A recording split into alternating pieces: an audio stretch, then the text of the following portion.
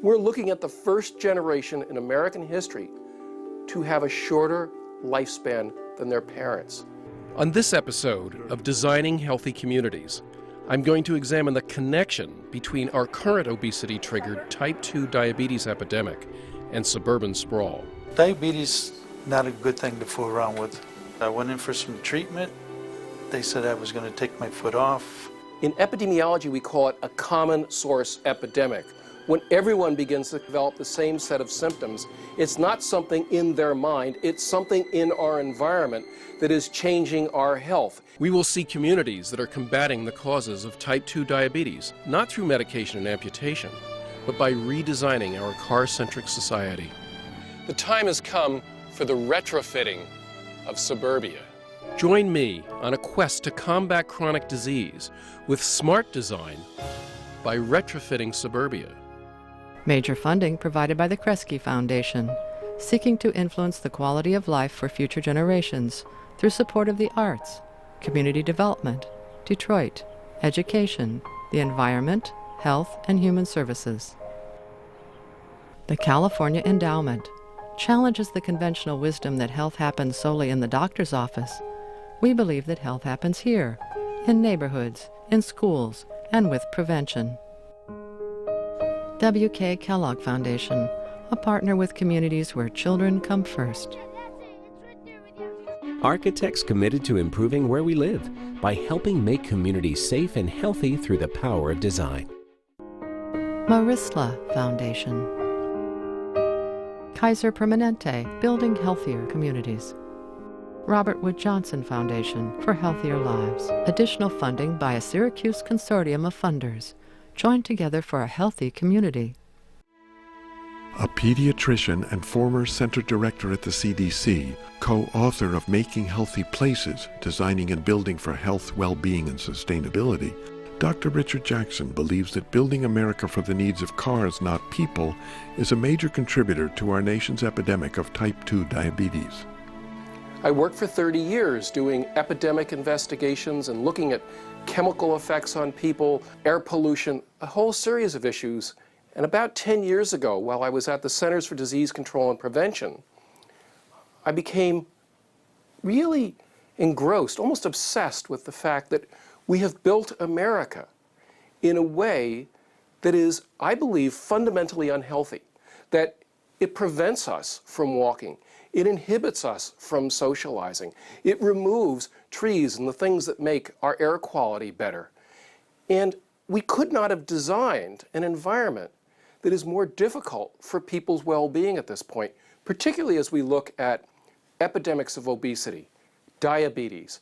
When you become overweight, it greatly increases your risk of becoming diabetic. And as we went around the country, we saw people coping with the very difficult challenges of diabetes.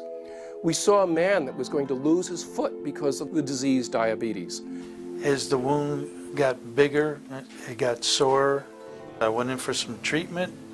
They said I was going to take my foot off. Well, it shocked me, and after the doctor told me and walked away, I got a little emotional. I cried a little bit. I'm thinking about doing that right now. Don't want to get to the point where someone's saying we're going to have to cut your foot off. We'll come back to Ray, but first let's put his potential tragedy, and that of millions of Americans like him, in perspective. Diabetes alone, which has doubled in the last 15 years, is costing 2% of the entire gross domestic product of the United States. Think about all the money we spend in the United States, having 2% of it just for diabetes, and it was 1%, now it's 2% because we've doubled it. This is a crushing economic impact. And if we really begin to think about the costs of these, the interventions we put in place, whether it's healthy food or more exercise or more education, it's cheap by comparison to what? Treating a diabetic with gangrene of the feet. Like many Americans, Ray spends much of his life behind the wheel of an automobile with little opportunity to walk or exercise. No time to cook, it's easier and cheaper to get most of his meals through the drive-through window. I live by myself, so I don't take care of myself as well as I should. I eat out a lot, or I eat fast foods. We need to make fruits and vegetables and things that are healthy for us as cheap as we make junk food right now, because junk food is a real bargain. You get a lot of calories for not very much money, but it's a long-term disaster for people's health. One of the epidemics we're looking at is the epidemic of obesity. And if you're obese, it greatly increases your risk of becoming diabetic. We have added 25 pounds to the body of virtually every single American adult. 14 pounds to a 14-year-old child, about 11 pounds to an 11-year-old child. When I was a young pediatrician, we never saw a child with adult onset diabetes. We now don't call it that. We call it type 2 diabetes. And my endocrinology friends are telling me half the children in the pediatric diabetic clinic have type 2 diabetes, so-called adult onset diabetes. And the doctors are telling me that they're seeing diseases, heart failure, liver problems, joint problems, that they see in 50, 60, 70-year-olds, in teenagers because of this obesity epidemic. People are going to get sicker, and people are going to be taken care of much earlier in their life. We're seeing more of these problems in young children now. It used to be a problem of adulthood, and we're seeing this in children, 11, 12 years old, which was not a problem we were seeing maybe 15, 20 years ago. I think we are looking at the first generation in American history to live less long than their parents. This is shocking. We regularly intervene at 4 years old, 3 years old. She is between the 90th and 95th percentile, which means she's in the overweight category. With young people that I work with, the population that were obese are now heading towards morbid obesity. And also I'm seeing a lot of children, whether they're obese, overweight, or normal weight, as being not physically fit. 3/4 of the kids in California cannot pass a simple fitness test at this point. And it's because we've engineered walking, bicycling, and exercise out of their lives, and they're too overweight. It's very difficult nowadays. There aren't a lot of places where kids can go to exercise. When we were little, we used to go out and run around the parks and around our community. Here it's difficult because of just safety nowadays. A person who becomes diabetic before age 35 is looking at a 15-year reduction in their lifespan and about a 20-year reduction in their quality of life. Your quality of life, if you're getting dialysis and you have gangrene, is obviously going to be very bad. And so we think about environmental justice, but I think we need to think seriously about generational justice, because what we're doing is unjust to the generations that are following us if we let this continue. As a physician, I am aware of the problems that are awaiting these children as they get into adulthood. And that's heartbreaking, because something like diabetes, coronary artery disease are lifelong illnesses once you have them. There's not really a cure for it. Heartbreaking. Seeing a generation of potential Rays. Well, diabetes snuck up on my foot and shut down the circulation in my foot, and I ended up getting a hole on the top of my foot. In the beginning, it was very painful. It was extremely sore in the beginning. As the wound got bigger, it got sore. I went in for some treatment. They said I was going to take my foot off. Well, it shocked me, and after the doctor told me and walked away, I got a little emotional. I cried a little bit. I'm thinking about doing that right now. People can actually develop gangrene of the feet. One of the critical things for someone with diabetes is foot care. And what's happened with Ray is his diabetes has not been controlled, and he's now developing this ulcer, which could go on to causing him to lose his foot. I sucked it up, got a second opinion, and let me tell you, a second opinion was good because I'm here, and they've taken good care of me. Ray's doctors chose hyperbaric oxygen therapy in an attempt to save his foot. The oxygen therapy is worth trying. If someone said I was going to lose my foot, I'd certainly be trying hyperbaric, high-pressure oxygen therapy. But it takes a lot of time, it's expensive, it's not yet proven to absolutely work, but I can understand why anyone would want to try anything they can to keep from losing a foot. I'm just hoping it heals good so I can get a shoe back on it and go back to a normal life. Yeah, and diabetes, not a good thing to fool around with. Well, Ray's foot may be saved, 78,000 amputations caused by diabetes occurred last year. More than 200,000 people had end-stage kidney disease, and more than 5 million had vision loss. And more than 25 million children and adults have diabetes. 79 million of us are pre-diabetic. The annual cost of diabetes is nearly $200 billion, an amount that equals 2% of our nation's GNP. We can prevent much of this loss and reduce the skyrocketing costs. Ray is right. Diabetes is nothing to fool around with. There are hundreds of thousands, perhaps millions, of Rays out there. If we really want to do something for their health, we've got to change their environments. You don't want to get to the point where someone's saying we're going to have to cut your foot off. How we're building America is not good for our health. We've doubled diabetes in 15 years. When you see such a massive number of people confronting this, in epidemiology we call it a common source epidemic. When everyone begins to develop the same set of symptoms, it's not something in their mind, it's something in our environment that is changing our health. The purpose of our series is to combat deadly epidemics like diabetes and to help the millions of Rays in our nation, not by amputating limbs, but by understanding and mitigating the upstream causes that I believe are linked to poor design decisions, the worst of which is the creation of car-dependent sprawl. For thousands of years, cities were not healthy places to live for a whole litany of reasons, including poor sanitation and overcrowding that led to disease and epidemics, toxic industries spewing noxious waste near residential neighborhoods, killer fog and smog created by coal smoke, and massive fires that destroyed entire urban areas. For the poor and middle class, there was no escape from urban misery. The wealthy had other options.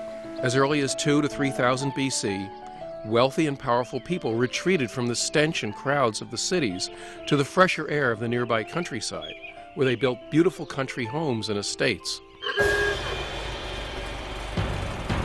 In 1908, Henry Ford leveled the playing field with the Model T, the first mass-produced affordable automobile. In less than a generation, the automobile radically impacted not only city design, but offered a means for the middle class to ditch their tiny walk-up apartments for their very own, if heavily mortgaged, mini country estates. Country life became attainable to not just the envied rich, but the masses. We thought that when we put everyone in a car and they drove away, that this would solve all of our problems, and it actually worked reasonably well when only 10% of the population was doing it. After World War II, battle-weary veterans sought happy ever afters with their new brides and families in what was advertised as safe, healthy, affordable suburban communities. Not wanting to repeat the health hazards of city life and having a clean slate of raw land, zoning commissions were created to prevent the building of residential areas next to, say, a slaughterhouse. Industrial, manufacturing, office, and retail were isolated from each other and the residential areas, with the car as the principal method of transportation between the segregated life zones. Like so many people these days, we live in the suburbs, and Dave needs the car every day for business. When he was gone, I was practically a prisoner in my own home. I couldn't get out to see my friends, couldn't take part in PTA activities. I couldn't even shop when I wanted to. I had to wait till Thursday night after Dave brought the car home. But that's all changed now. 3 weeks ago, we bought another Ford. Isn't it stunning? Dave has it all to himself. And I now have the ranch wagon all to myself. It's a whole new way of life. Thus, sprawl was born, and with it grew a whole myriad of problems that few had anticipated. It's harder to know where home is in a big sprawling area.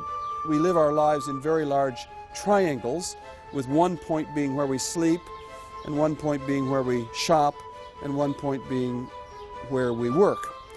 And when we lived in villages, the distance between those 3 points was really small. But now that many of us live in very large metropolitan areas, the distance between where we sleep and where we work, or where we sleep and where we shop, might be 30, 40, 50, 60 miles. And that means it's not quite clear where home is. Two leading experts on the causes and negative effects of suburban sprawl, who also develop and promote solutions to correct these failings, are themselves architects and collaborators. They are Ellen Dunham-Jones, director of the architecture program at Georgia Tech, and June Williamson, professor of architecture at the City College of New York. Suburbia is dependent on a model of the cheapest housing being on the cheapest land that's always the furthest out. And so we've had a model for the last 50 years of drive till you qualify affordability that really assumes that my cheapest housing unfortunately also comes with the longest commute. I am actually really fascinated by the topic of how might we better measure happiness. Surveys show a steady decline in happiness from the 50s to the present. That's a period when we've also seen affluence and wealth consistently going up. And in particular, there's a Cornell economist who has suggested that buying the big house out in the suburbs makes us happy at first, but once you get used to it, it doesn't accrue the same level of happiness to you. But that your daily commute reminds you every day of how unhappy you are. It forces you to get behind the wheel for everything you need to do throughout a day. You find yourself in drive-through lines and you find yourself stuck in traffic. Imagine the average person who spends about an hour each way in traffic in their car. That's 2 hours a day, 10 a week, 40 a month. That's 40 hours that you don't have to be healthy, to spend time with friends and family. That's hours and dollars and memories and quality of life that's being taken from you in some ways. And every year, the amount of time that it takes people to get back and forth to work gets longer and longer and longer. Sitting in a car is not healthy for us. Driving in traffic is not healthy for us. For the most part, today's environmental laws and health standards make it unnecessary to separate the workplace, retail, and residential areas of a suburban community. Yet, these zoning laws continue. In fact, the separate zone society itself now contributes to poor health. Little or no provisions were made for diversity of income, life needs, or age. Single-family dwellings were the only option. There were no apartments or condominiums that might better suit the needs of young singles, professional working couples without children, or the elderly who could no longer maintain or afford homes or had lost the ability to drive. And one of the things we absolutely need to do is change that book, sometimes called the general plan or the master plan. That needs to be a book that embraces health and tells people how to design healthy places, not simply how to move people in cars most rapidly. Suburbia has largely been sold on it's the healthy choice, especially for raising families. And it's great for little kids. But once you're a teenager, or once you're elderly and can no longer drive, suburbia can actually be extremely isolating. AARP, I know, came out with a study that shows that if you're an American male and you get to age 65, you are likely to outlive your ability to drive by 8 years, and a woman by 10 years. What you don't want to have happen is having a whole bunch of older adults locked in their houses not being able to go places. You want them to be able to be very functional and live their lives. And this is almost heartbreaking, is people that live in isolated places that totally require cars all the time. And now because of disability, maybe vision problems, maybe even memory problems, they're not able to drive any longer. And this is a recipe for isolation and depression. It's tough on women, it's really tough on men. We see this over and over again. This loss of the ability to be autonomous actually raises the risk of depression and even suicide in elderly people. And yet, when you think about it, for thousands of years, old folks aged in the community where they lived and they could still meet their needs. They still could walk down and see their old friends. They still could socialize and have a cup of coffee with friends the way we used to build communities. But now, unless someone comes and picks you up in a little bus to take you to a mall somewhere, you can sit in your house all alone if you're elderly. When we go hang out, we have to get permission from our parents first, and then we have to figure out whose parent is taking us, because we have other siblings that have to do things too, so it makes it difficult for us to get places. I find myself sitting at home with my friends, and we're always saying, like, so what should we go do? There's like the mall or the movies, but after doing that a lot, like, it gets old and you want something new to do. And then we're like, okay, well, do we have a ride? And we have to figure out a ride, and then we ask our parents and they're busy or something and they can't take us. So then we're like, okay, well, I guess we can't go. We have to figure something out on our own at home to do. So there's like not much. We build subdivisions that isolate children miles from where their friends live. And imagine being 16 years old and your social outlet is the mall or it's school, and you need to ask for a ride every time you want to go to either one of them. I feel lonely, because when I sit at home bored and then I'm just staring at my wall, I feel like I'm just in this small box and I can't get out. I feel like I keep running into walls every 5 seconds because I can't do anything. It's not a good feeling. As a pediatrician, I'm very concerned that the suburban isolation that Aisha describes increases depression, both in teens and in the elderly. Depression is serious. At its worst, it can even lead to suicide, currently the 3rd highest cause of death in older teens. Our recent census shows that 65% of suburban households have no children, and in the next 15 years, that portion could become 80%.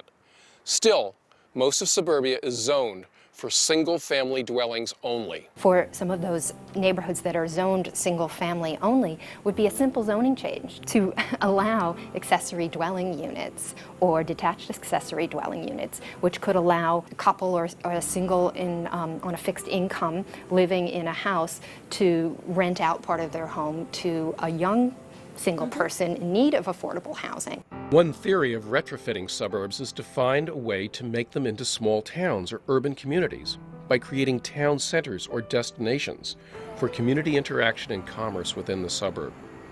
Abandoned shopping centers, or dead malls, offer cheap and available real estate for this experimentation. When malls were first being built in the 70s, and they were out on the edge, and they were happy to be out on the edge, and downtown was way over here, and they're looking at Prairie or whatever, out at the other side. Very auto-dependent, but gas was cheap. They loved it. Then they were leapfrogged. Then they were leapfrogged again. And each new mall that came along took away market share. But ironically, this process of leapfrogging now means that those dead or dying malls actually have a relatively central position in their metropolis. One such gigantic dead mall was the Villa Italia in Lakewood, Colorado, an inner-ring suburb of Denver.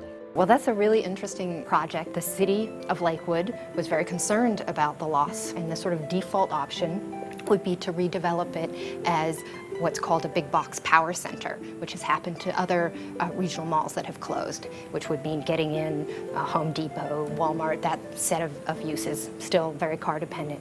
But instead, they partnered with a developer and came up with a different vision. What impresses me about Villa Italia and turning it into the new urbanist community of Del Mar is it took people really deciding what we were going to be, because there are a lot of options what that could have become, and to decide we're going to create a heart for our community was an important one, and they were getting pressure to do something different.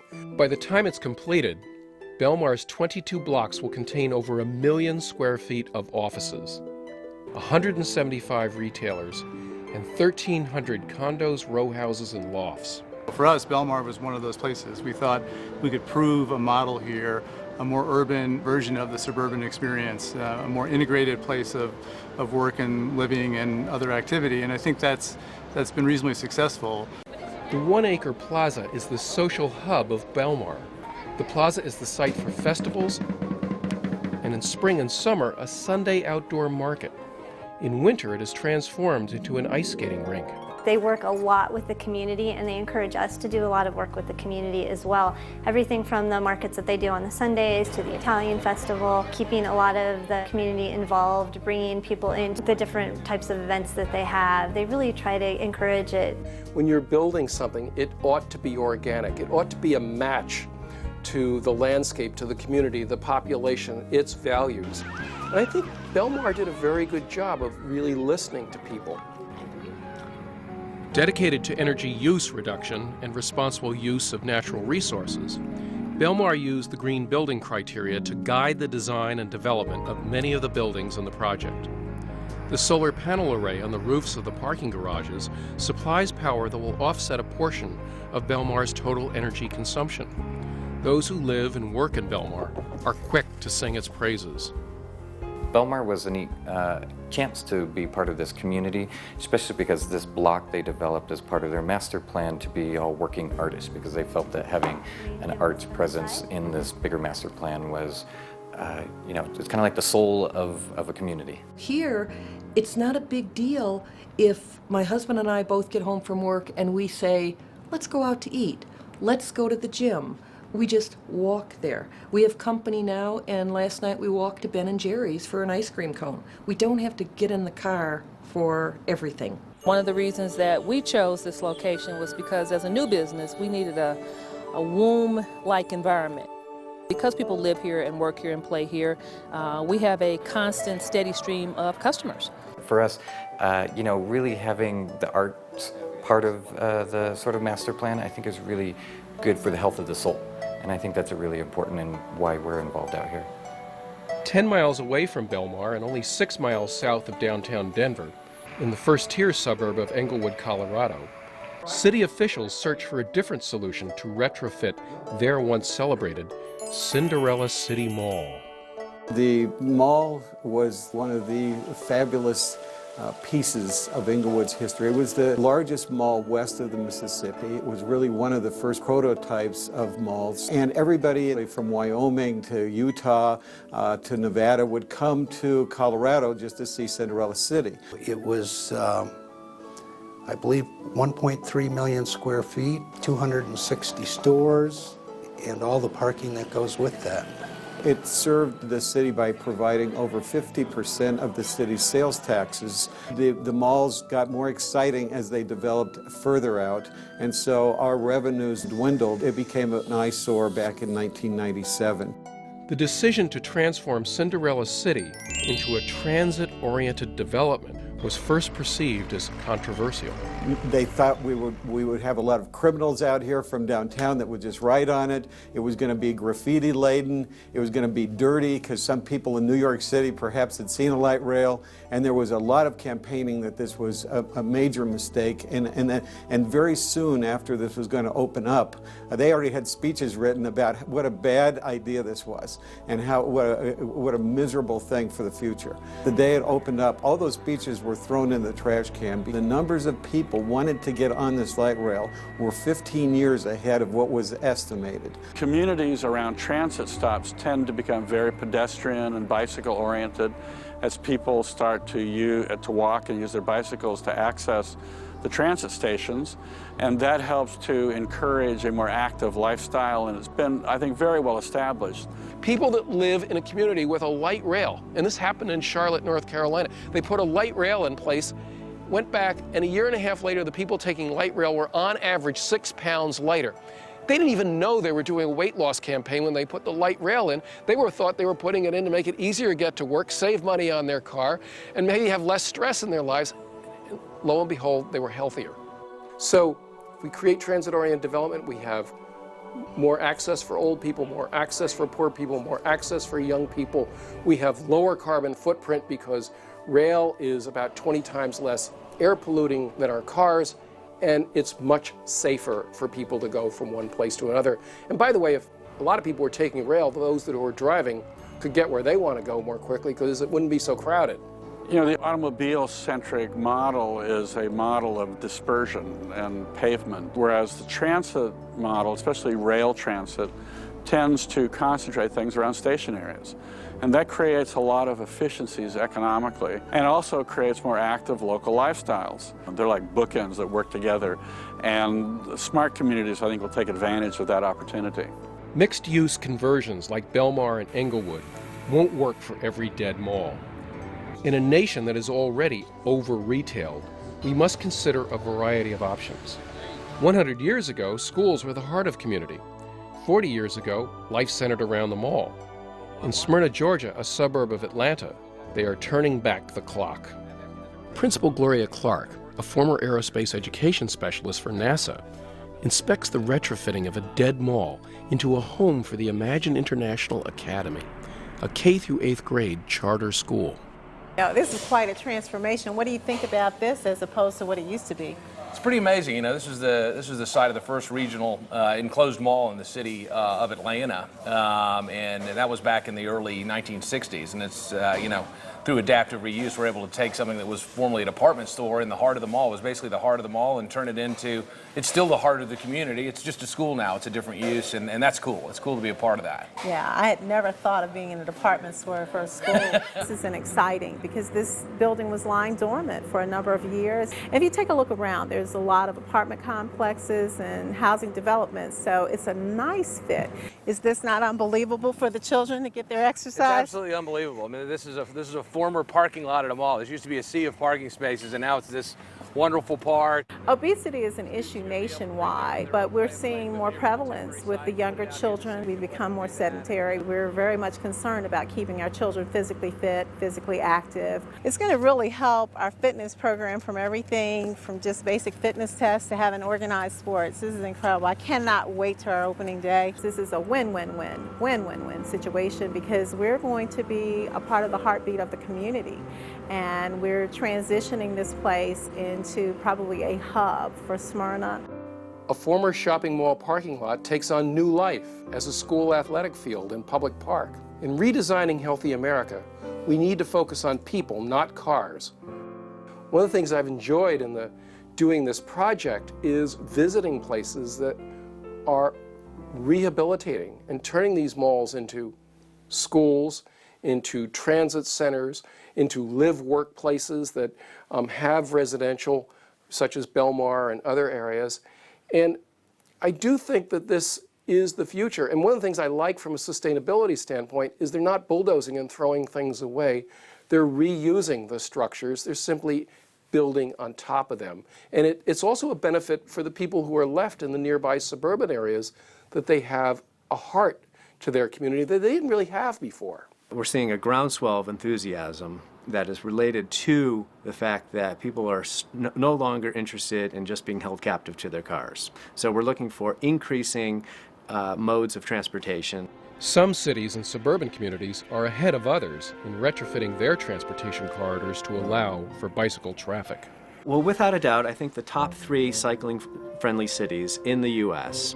are Portland, Oregon, for a relatively large city, Boulder, Colorado, for a medium-sized city, and Davis, California, for kind of your quintessential college town. Portland has gone from virtually no bicycle routes over the last 15 years to a couple thousand miles. And the number of people bicycling has gone up 15-fold. It's typical at a business meeting to have a businessman or woman come in bicycle gear. So it's created a social shift as well. As much as bicycling is good exercise and a non-polluting, sustainable form of transportation, there is a safety factor to be considered, especially when bikes share the road with cars, buses, and trucks. We often put the bicycle route right next to the parked cars, and every one of my students at Bicycles talks about being doored. And what they mean is a driver has opened the door just as they were going along the bicycle route. If you were to ask 100 people out there what the biggest factor is that prevents them from cycling, they would say the interactions and the conflicts with the cars.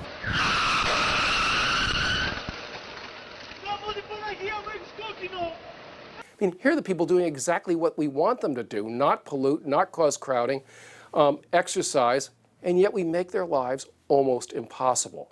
To the extent that we can be minimizing crossings or addressing crossings or making any type of crossings safer, that is the ultimate goal.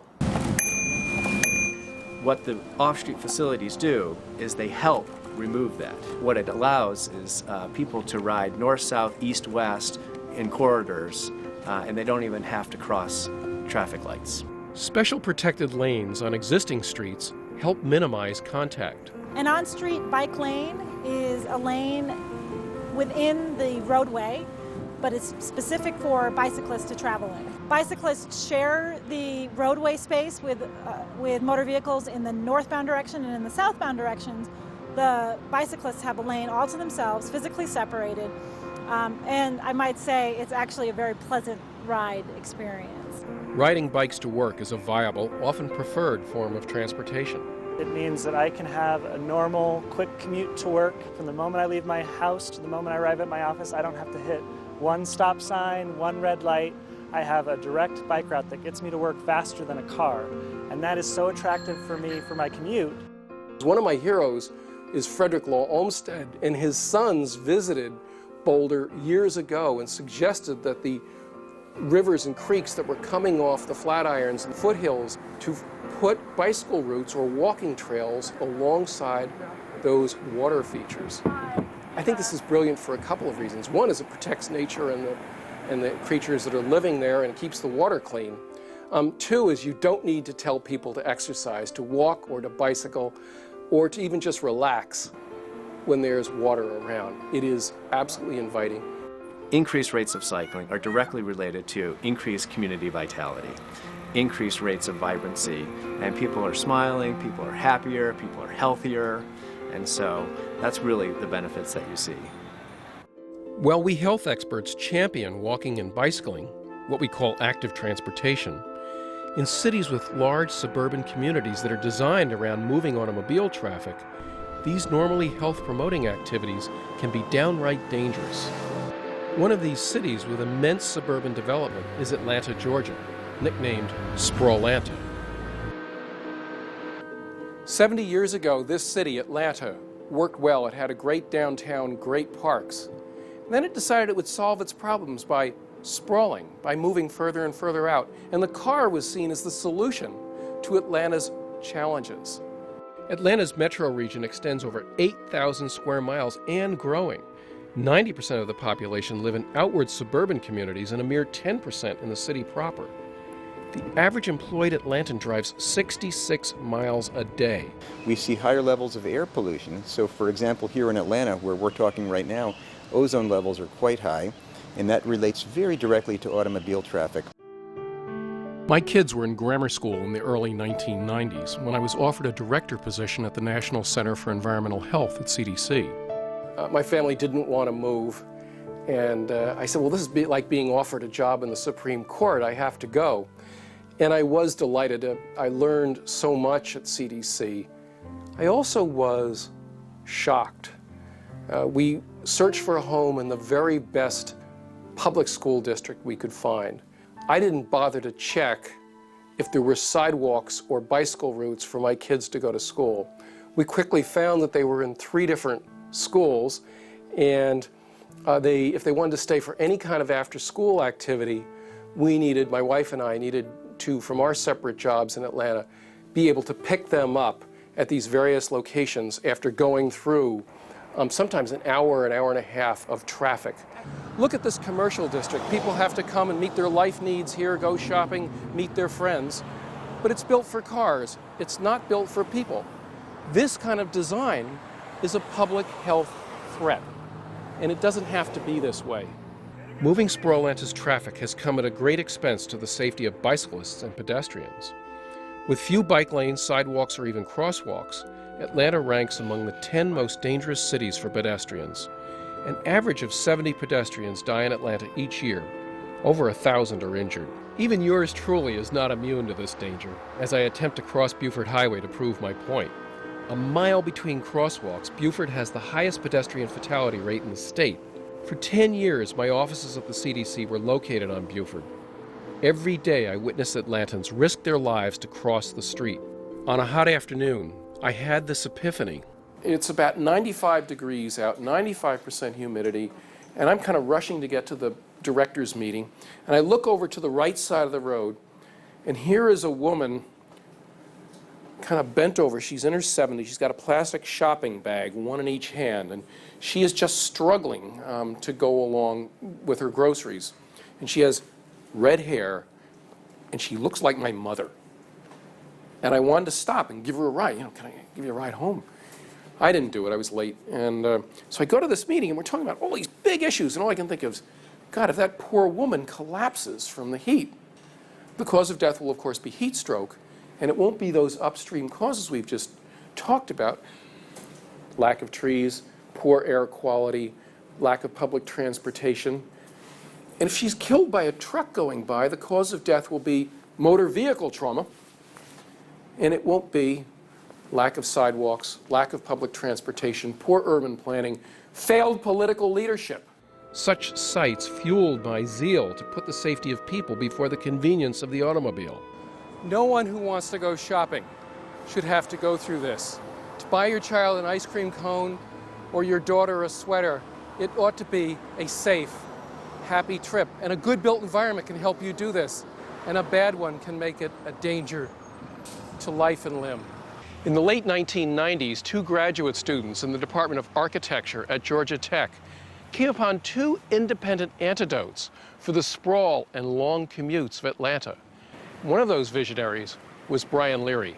Well, the aha moment first was very late at night or early in the morning at a desk very much like this one in this exact room, and had an idea that there was a property just out this window that could really become something else, could be a place. What Brian saw out his window was an abandoned steel mill situated on 138 acres. Founded in 1901, the Atlanta Hoop Company made cotton bale ties and barrel hoops. Over the years, the factory's name changed to Atlantic Steel, as did its product lines. By 1997, most of its operations had been shut down due to foreign and domestic competition. Only a busy interchange separated the site from the heart of downtown Atlanta. Brian saw the urban eyesore as an opportunity. Atlanta's in-town renaissance is upon us. The redevelopment of Atlanta's Midtown Atlantic Steel property into a mixed-use community offering the best commercial, residential, and entertainment space in the region will provide the people of Atlanta with an exciting new place to live, work, and play. This is my master's thesis. Thankfully, my mentor, Catherine Ross, who was my advisor during this, felt it was good enough to pass. Dr. Catherine Ross, Brian's professor at Georgia Tech College of Architecture, remembers the experience. There are lots of master's theses and papers on my shelf. Not all of them has translated to something that we call the Atlantic Station Project. I'm very blessed to be, I guess, at the right place at the right time, and had some folks who obviously had more experience and a heck of a lot more money than me just to give me the opportunity to be involved. In 1998, the site was purchased for about $76 million to be developed into what is now Atlantic Station. Brian's college thesis made real at an estimated cost of nearly $2 billion. The project was risky, ambitious, and Brian was determined to get all the details right. The goal is to not reinvent the wheel. If you try to reinvent the wheel, you end up underneath it many times. And so we went around the country and looked at great urban places and tried to figure out why they work. And so to build a community that over time could be one of the largest cities in the state of Georgia if it stood by itself, we had to add 100 years of infrastructure. And infrastructure isn't just roads and sewers and sidewalks and buildings. That infrastructure is community infrastructure, it's quality of life infrastructure, it's green space. Having a cafe that has good coffee and knows you by name is part of the infrastructure in our opinion. Great cities have great streets, great sidewalks, and if you create the infrastructure, you create the opportunity in the built environment for people to do something different than driving by themselves, even in a place like Atlanta that loves their car, we thought people would change their behavior. And they might actually like the opportunity of walking to work, walking to lunch, doing errands on foot, or getting rid of their car altogether and using one of our share cars here they can check out by the hour. And it turns out people are responding. Somebody that's entering into retirement, this is the perfect community. It's the one-stop shop, and that's what I was looking for. It's fun, it's hip, you know, being a young person in Atlanta, it's just a great place to be. Just being able to walk places and not have to worry about driving is the biggest reason why we decided to move here. It used to be the great American dream is to own your own home. Think about now the great American dream to own your own town. Brian feels fortunate that his college thesis was allowed to take root and blossom. At the end of the day, we're in the memory-making business, okay? If people can have an authentic experience here with friends and family and new people that they get to meet in a diverse environment with good architecture, safe sidewalks, and an opportunity to get out of their car, then we've actually done something good here. The idea that Brian Leary, working with his professor, Catherine Ross, could develop a vision like Atlantic Station and really give the paddles and restart the heart of Atlanta was remarkable to me. And then another young person could imagine that even Olmsted would be proud of. The second innovative concept to leap from the mind of a graduate student at Georgia Tech was that of a safe and effective infrastructure for pedestrian, bicycle, and light rail based around the concept of the Beltway or city transportation loop. In the late 1800s, Atlanta's rail system, called the Beltline, made a loop around the city. Most of these rail lines have been long abandoned, but their overgrown footprints still circle the city's inner ring suburbs and neighborhoods. This is a rail line that goes back to the late 1800s. It was a railroad route around the city. In its time, it was on the outskirts of the city, and of course today is in the middle of the city because of the great sprawl of Atlanta. I'm sort of a railroad nut, so I like railroads and have sort of driving all over town, looking at where they go and the different maps and, following it, driving around the city. In 1999, Georgia Tech graduate student Ryan Gravel saw this abandoned land as an opportunity. My idea was to take these 22-mile loop of mostly abandoned railroad corridors and transform them into walkable, pedestrian-oriented communities along those routes was kind of interesting. What I found when we went through all these neighborhoods for 2.5 years building all this grassroots public support is that there's a lot of people working really hard in these Atlanta neighborhoods trying to make their lives better. And what they each found in the Beltline was their own vision for what that future might hold. I think out of that and his inquiry and our working together and thinking about it, we have the Beltline project for today, which, as you know, is the largest and I think the most significant redevelopment project in the United States. What started out as a thesis quickly became a grassroots movement that grew to what it is today, a $2.8 billion redevelopment project, the most comprehensive economic development ever undertaken in Atlanta, and the largest, most wide-ranging urban redevelopment currently in the U.S. The Beltline will consist of a modern streetcar or light rail that will make for safe and fast public transportation around a 22-mile loop, connecting the city's inner ring suburbs to each other and to public transit lines linked to the outer suburbs. Also looping the city will be a trail for walking, running, and biking that will connect neighborhoods to each other and to new and existing parks without having to drive. The Beltline is very much a pedestrian-oriented project. It is what I like to call the anti-highway project. It's all about getting people around on their feet, using public transportation, using bicycles, taking walks. So the whole 22 miles is inaccessible to automobiles except at street intersections. The Beltline will also provide persons in wheelchairs an independence rarely allowed them in other cities.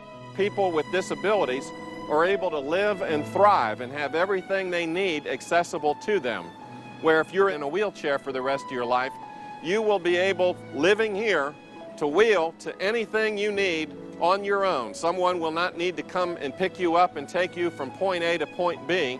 You'll be totally independent, which will increase your quality of life, increase your health, and actually decrease the amount that it costs to take care of you. I think that the idea that the Beltline is an anti-automobile project is right on. I mean, I think one of the exciting things about the Beltline is that everybody is able to construct their own vision around it. There's 15,000 different ways that people love this, and that constituency that you build by having that broad base of support is one of the things that has built this sort of amazing momentum for the project that allows us to move forward through the tough steps of implementation.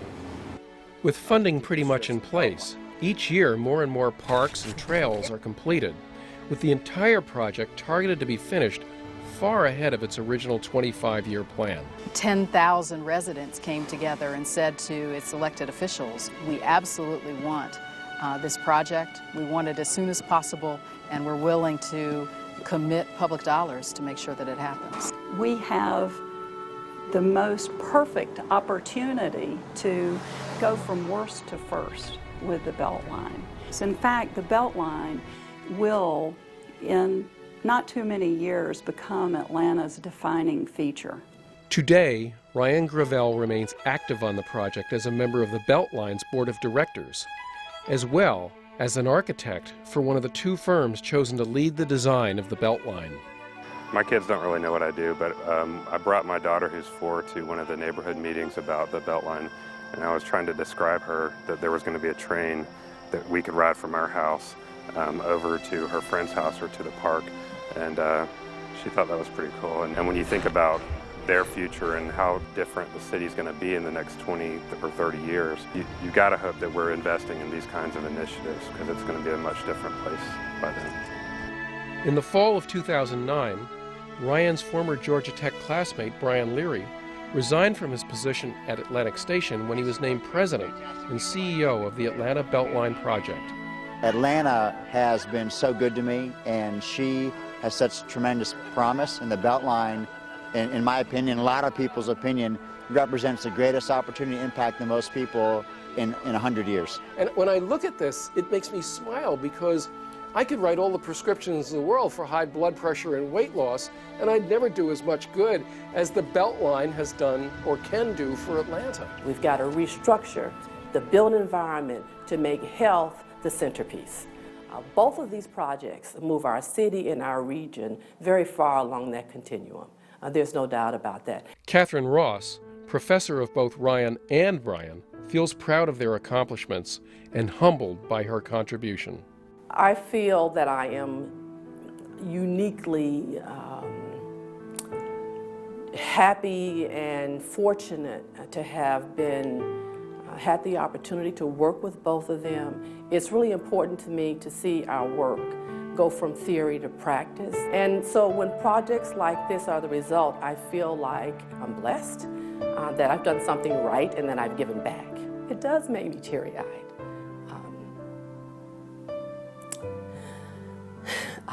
I grew up in a family where giving back was really important. And my parents, I lost them both at an early age, but I think they'd be real proud of what I'm doing. I think the lesson from the Beltline is not that every city has to have a circle of railroads around it, but that we take strategies as we start to find solutions to the problems we've created for the last 40 years in places like Atlanta. We'll transform these places into valuable, interesting, wonderful, beautiful places to live. As beautiful as Paris or Amsterdam, but in a completely different way. This is what the future is of our country, that there are many bright Brians and Ryans around this country that have visions for turning their cities into great places, turning sprawl Atlanta into a place that people want to live, a place of the heart.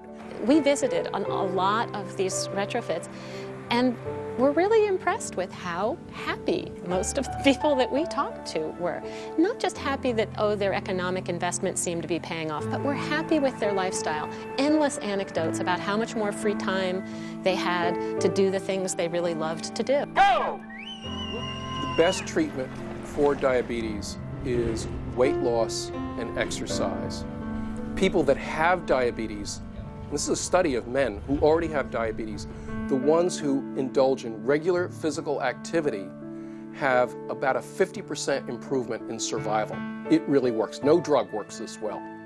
And now we have an opportunity, I think, to do it right so that people will have more active lives because it's easier, because it's healthier, because it's more fun. That's where we need to be next, whatever that is, and we won't know it till we discover it, frankly. I mean, we learn by doing trial and error experiment, not because you can go study the answer and then carry it out. You have to live the answer and see what works and what doesn't. So for us, our goal is not to do this again 10 times, but to figure out kind of what's next. And frankly, I think that's a next generation of this. Still the same urban principles about diversity and walkability, but smarter, greener, more humane, and maybe breaking out of the current traps where we sort of categorize things as this is urban and this is not. The many paths of retrofitting suburbia seem to lead to the same destination, to combine the healthy and invigorating aspects of living close to nature within a community that celebrates diversity, offers stimulating careers and commerce, and provides places to gather, worship, and recreate. 100 years ago, we called such innovation the small American town. On the next episode of Designing Healthy Communities, we seek to protect families by rebuilding neighborhoods into places of the heart. We have an obligation to give to future generations a world that's at least as good as the one we were given, hopefully better. To learn more about designing healthy communities, please visit our website, designinghealthycommunities.org.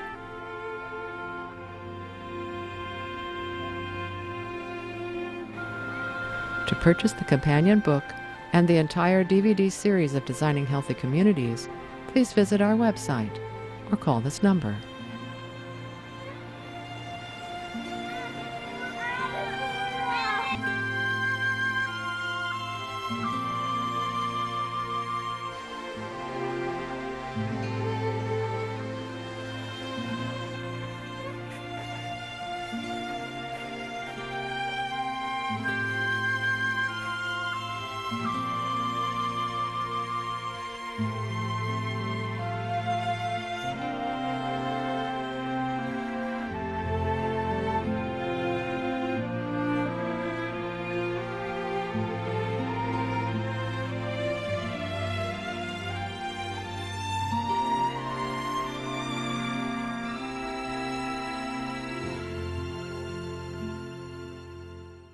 Major funding provided by the Kresge Foundation, seeking to influence the quality of life for future generations through support of the arts, community development, Detroit, education, the environment, health, and human services. The California Endowment challenges the conventional wisdom that health happens solely in the doctor's office. We believe that health happens here, in neighborhoods, in schools, and with prevention.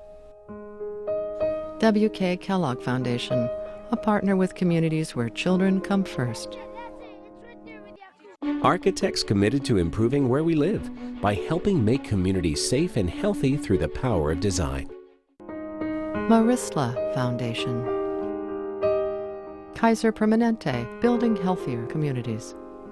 Robert Wood Johnson Foundation for healthier lives. Additional funding by a Syracuse consortium of funders.